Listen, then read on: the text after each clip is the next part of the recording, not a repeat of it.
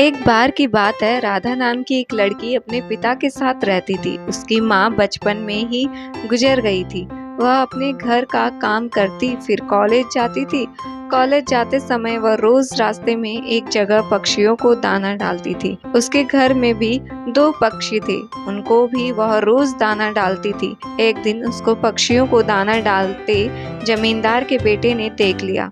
उसने अपने पिता से जाकर राधा से शादी करने की इच्छा जताई। जमींदार ने राधा के पिता से बात करके अपने बेटे की शादी राधा से करा दी।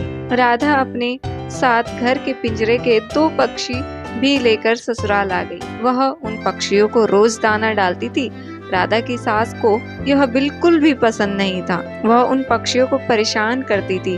वह उनका दाना पानी जमीन में फेंक देती थी। एक दिन राधा की सास ने पक्षियों का पिंजरा ही जमीन पर फेंक दिया। उसे यह करते हुए राधा ने देख लिया। राधा ने मना किया तो उसकी सास ने राधा को ही डांट दिया। इन सब बातों से राधा परेशान रहने लगी। एक दिन राधा के पति ने परेशानी का कारण पूछा तो उसने सारी बात बता दी।